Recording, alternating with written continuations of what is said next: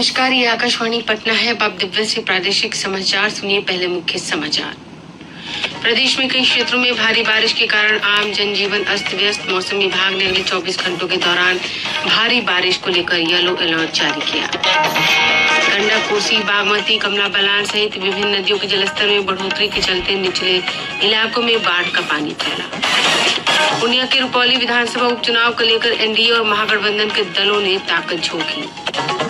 और उच्चतम न्यायालय नीट यूजी परीक्षा में कथित गड़बड़ियों के मामले में दायर विभिन्न याचिकाओं पर कल करेगा सुनवाई। समाचार विस्तार से। पूरे प्रदेश में मानसून के प्रभाव से रुक रुक कर बारिश का सिलसिला जारी है। कई क्षेत्रों में भारी बारिश के कारण आम जनजीवन अस्त व्यस्त हो गया है। मौसम विभाग ने अगले 24 घंटों के दौरान राज्य के अधिकांश क्षेत्रों में भारी बारिश को लेकर येलो अलर्ट जारी किया है। विभाग से प्राप्त जानकारी के अनुसार पिछले 24 घंटों के दौरान बांका के शंभुगंज में सबसे अधिक 191.6 मिलीमीटर बारिश दर्ज की गई। वहीं किशनगंज में 148, पश्चिम चंपारण के सिकटा में 145.6, मुंगेर के तारापुर में 145.2 और पटना के अतमलगोला में 113 मिलीमीटर वर्षा रिकॉर्ड की गई। मौसम विज्ञान केंद्र पटना के वैज्ञानिक ने बताया कि अगले 24 घंटों के दौरान अररिया, कटिहार, सुपौल, किशनगंज, दरभंगा, मधुबनी, समस्तीपुर, वैशाली, पूर्वी और पश्चिम चंपारण जिले के अधिकांश क्षेत्रों में बारिश को लेकर अलर्ट जारी किया गया है।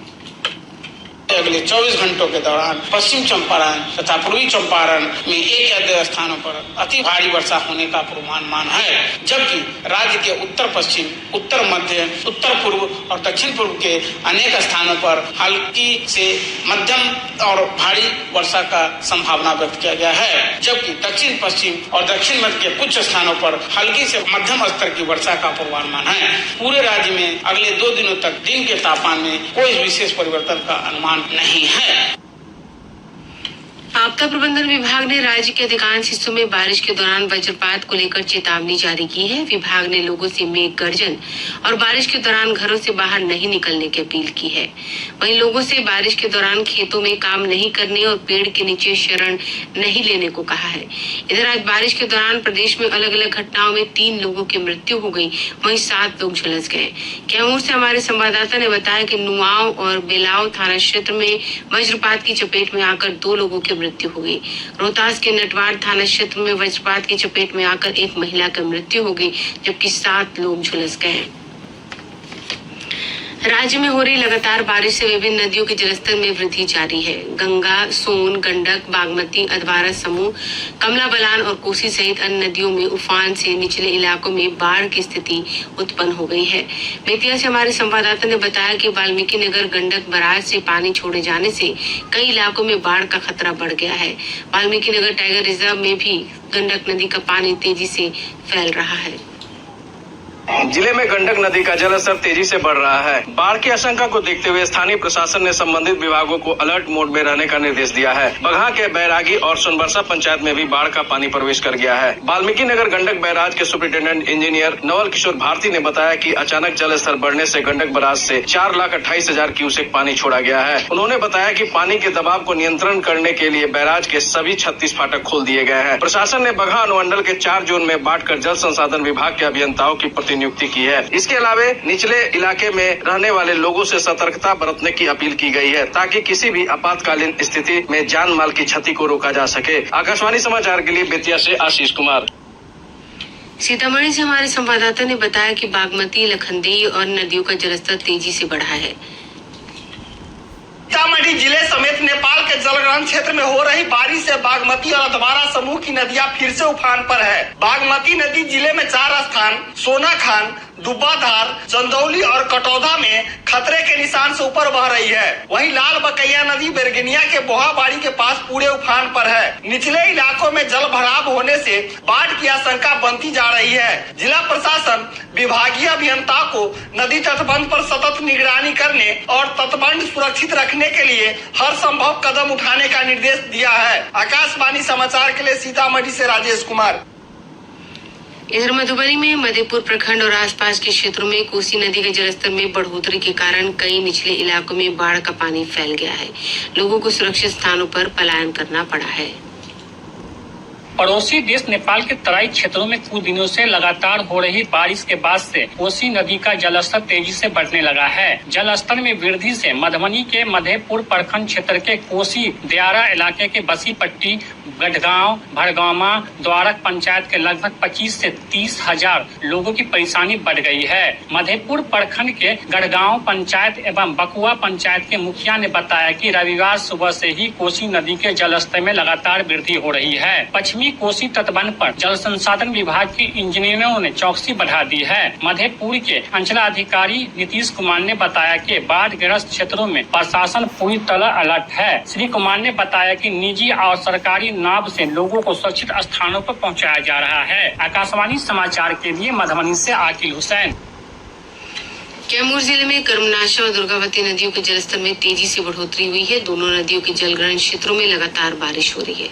इधर हमारे संवाददाता ने बताया कि भारी बारिश के चलते जिले के मोहनिया स्थित अनुमंडलीय अस्पताल में बारिश का पानी प्रवेश कर गया है।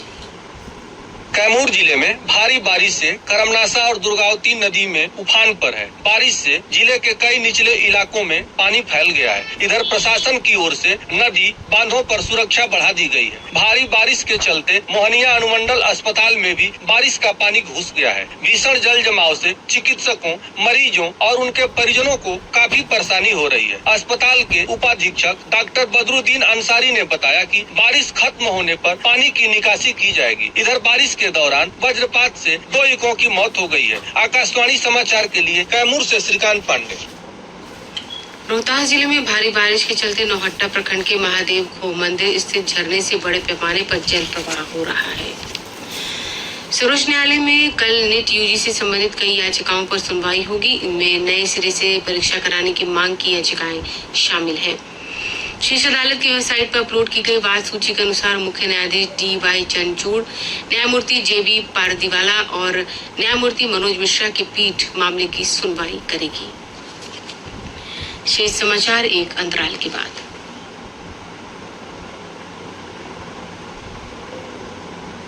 घर में लोग बढ़ते हैं तो घर बदलता है, उसका दायरा बढ़ता है। रोजी रोटी के चक्कर में जगह बदलती है। जिंदगी है, यहाँ समय के हिसाब से सब कुछ बदलता है। इसलिए बदलते हुए भारत ने बदला है अपना कानून। पुराने कॉलोनियल क्रिमिनल लॉज को खत्म करके सरकार ने भारतीय नागरिक सुरक्षा संहिता, भारतीय न्याय संहिता और भारतीय साक्ष्य अधिनियम की व्यवस्था शुरू की है। दंड नहीं, न्याय पर आधारित, जिसमें सजा में सामुदायिक सेवा को भी शामिल किया गया है। नाबालिग दुष्कर्म मामले में मृत्युदंड का प्रावधान किया गया है और भगोड़े अपराधियों पर कोर्ट में ट्रायल करने का प्रावधान लाया गया है। इस कानून में न्याय और नागरिक सुरक्षा पर है जोर। अब देश रहेगा सुरक्षित और बढ़ेगा तरक्की की ओर। आजाद भारत के अपने कानून।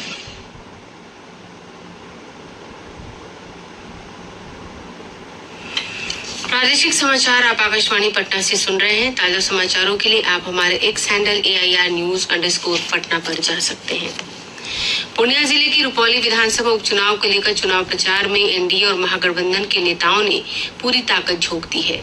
आज केंद्रीय मंत्री जीतराम मांझी और चिराग पासवान ने ओरलाहा, भवानीपुर और टीकापट्टी में चुनावी सभा को संबोधित करते हुए एनडीए समर्थित जदयू उम्मीदवार कलाधर मंडल को जिताने की लोगों से अपील की। इस अवसर पर श्री पासवान ने राजद नेता तेजस्वी यादव के केंद्र में एनडीए सरकार के जल्द गिरने पर निशाना साधते हुए कहा कि प्रधानमंत्री नरेंद्र मोदी के नेतृत्व में एनडीए सरकार मजबूती से काम कर रही है। और श्री मांझी ने राजद पर बिहार में जंगल राज फैलाने का आरोप लगाते हुए कहा, प्रधानमंत्री गरीबों, दलितों और वंचितों सभी के उत्थान के लिए काम कर रहे हैं। आप जानते हैं कि हम आपके सामने जो बोल रहे हैं, हम मुसहर समाज से आते हैं और मुसहर समाज को मुख्यमंत्री बनाने का काम कौन किया? तो नीतीश कुमार जी ने मुख्यमंत्री बनाने का काम किया। तो कहने का मतलब कि नरेंद्र मोदी भी दलितों के पुरोधा है और नीतीश कुमार भी दलितों का पुरोधा है। तो हम विशेष करके दलित भाइयों से कहना चाहते हैं कि आप सतर्क हो जाइए और भाई कलाधर मंडल यहाँ पर है आपके सामने, इनको आप काफी वोट से जिताने का काम करें। इधर महागठबंधन की ओर से कई वरिष्ठ नेताओं ने राजद उम्मीदवार बीमा भारती के समर्थन में सभा और रोड शो किया। रुपौली में 10 जुलाई को मतदान होगा, जबकि मतगणना 13 जुलाई को होगी। उपचुनाव में 11 प्रत्याशी चुनाव लड़ रहे हैं। जदयू ने चुनावी मैदान में कलाधर प्रसाद मंडल को चुनावी मैदान में उतारा है, जबकि राष्ट्रीय जनता दल ने बीमा भारती चुनाव लड़ रही है। लोक जनशक्ति पार्टी रामविलास के राष्ट्रीय अध्यक्ष चिराग पासवान ने केंद्रीय मंत्री के रूप में शपथ लेने के बाद आज पहली बार पटना में मुख्यमंत्री नीतीश कुमार से उनके आवास पर शिष्टाचार मुलाकात की। श्री पासवान ने इस दौरान स्वैच्छिक सेवानिवृत्ति के तहत दफादार और चौकीदार के आश्रितों की बहाली को पुनः प्रारंभ करने और राज्य में पुल गिरने की घटनाओं पर अपनी चिंताएं व्यक्त की। मुख्यमंत्री ने आश्वासन दिया कि जल्द से जल्द इन विषयों पर विभागीय कार्रवाई की जाएगी। इधर केंद्रीय मंत्री चिराग पासवान ने सिवान में गोल्डन पासवान की शोक संतप्त परिजनों से मुलाकात कर हर संभव मदद का भरोसा दिलाया। श्री पासवान ने पुलिस अधीक्षक से बात कर दोषियों पर अविलंब कार्रवाई की मांग की। पिछले महीने की 19 तारीख को सिवान में सिविल कोर्ट के कर्मचारी राकेश कुमार उर्फ गोल्डन पासवान की अपराधियों ने दिन दहाड़े हत्या कर दी थी। पर्यावरण, वन और जलवायु परिवर्तन मंत्री प्रेम कुमार ने पर्यावरण की सुरक्षा और संरक्षण को लेकर जन जन तक जानकारी पहुंचाने के लिए मीडिया से अपनी भूमिका निभाने की अपील की है।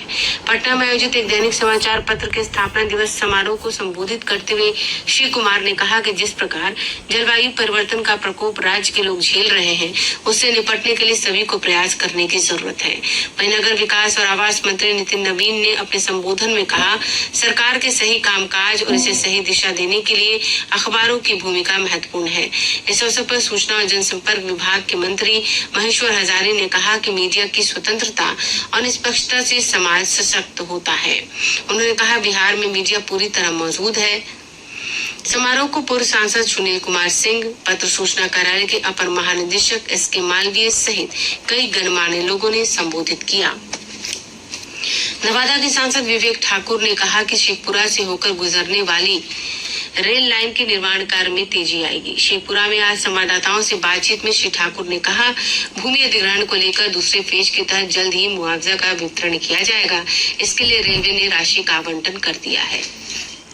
वर्षों से या कई एक दशक से ऊपर हो गया जो रेल परियोजना जो लंबित दिनों से जो चल रहा है पटना कुशीनगर में, ये अब गतिशील होने जा रहा है। ये प्राथमिकता पे रेलवे मंत्रालय द्वारा इसको उठा और उस क्रम में दूसरा मौजा का 19 करोड़ रुपया जो मुआवजा लंबित था 4 दिन पहले वो भी शेखपुरा में जिला के पास आ चुका है।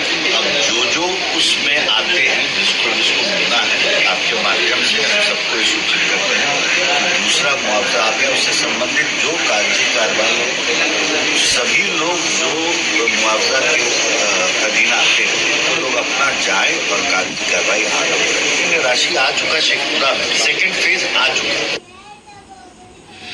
मत्स्य और पशुपालन मंत्री रेणु देवी ने आज कटिहार में राज्य के पहले स्वचालित बायोफ्लॉक परिक्षेत्र का उद्घाटन किया। इस अवसर पर उन्होंने कहा कि मछली उत्पादन के मामले में बिहार न सिर्फ आत्मनिर्भर बन रहा है, बल्कि अन्य राज्यों को भी मछली की आपूर्ति कर रहा है। स्वचालित यंत्र शुरू करने वाले झंटू उरांव ने कहा कि इस मशीन में पानी खुद फिल्टर होता है, जिससे टैंक में अमोनिया नहीं होने से मछलियों की पैदावार अच्छी होती है। पटना के पाटलिपुत्र विश्वविद्यालय में रक्षा विज्ञान और योग की पढ़ाई जल्द ही शुरू होगी। राज्यपाल सह कुलाधिपति राजेंद्र विश्वनाथ आलेकर ने विश्वविद्यालय की 8वीं सीनेट बैठक को संबोधित करते हुए ये बातें कही। श्री आलेकर ने कहा, हमें ऐसी शिक्षा देने की जरूरत है जो समाज के अनुरूप हो। पटना में इस्कॉन मंदिर द्वारा प्रभु श्री जगन्नाथ की भव्य रथ यात्रा निकाली गई। रथ यात्रा वाले रूट पर विभिन्न स्थानों पर पुष्प वर्षा के साथ आरती करके भगवान का स्वागत किया गया। उप मुख्यमंत्री विजय कुमार सिन्हा ने रथ यात्रा को रवाना किया।